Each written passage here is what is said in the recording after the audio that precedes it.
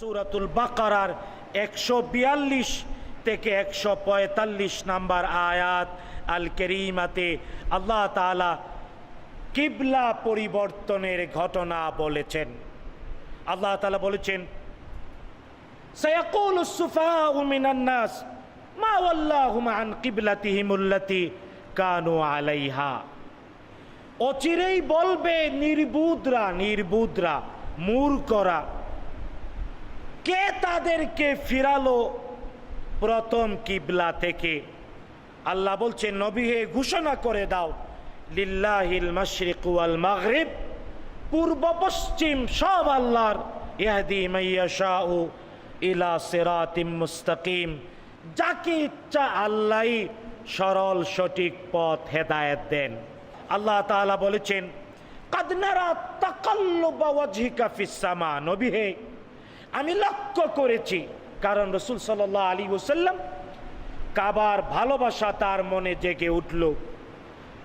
নামাজ আদায় করতে গিয়ে নামাজরত অবস্থায় আকাশের দিকে বারবার মুখ উঁচু করলেন। নবীজির আকাঙ্ক্ষা ছিল, আল্লাহ বাইতুল মুকাদ্দাসের দিকে ফিরে তো নামাজ পড়লাম, হিজরতের আগেও পড়লাম, হিজরত করে 16 মাস 17 মাস যাবত পড়ছি, আল্লাহ কাবার দিকে কিবলাটা ফিরাইয়া দেও না।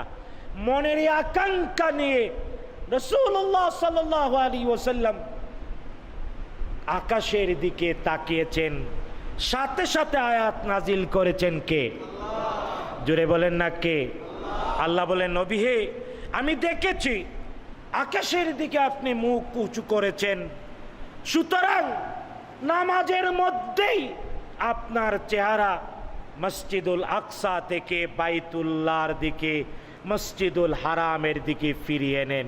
রাসূলুল্লাহ সাল্লাল্লাহু আলাইহি ওয়াসাল্লাম কিবলা পরিবর্তন করলেন। এখন হজ করতে যারা যায়, হজ করতে গেলে বনু সালামা গোত্রের একটা মসজিদ কিবলাতাইন নামে আছে।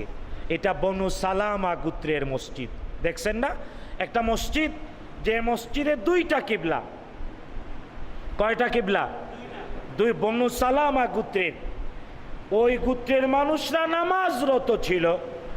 কিবলা পরিবর্তনের কথা শোনার সাথে সাথে উল্টু, কারণ বাইতুল মুকাদ্দাস থেকে মসজিদুল হারামের দিকটা সম্পূর্ণ উল্টু।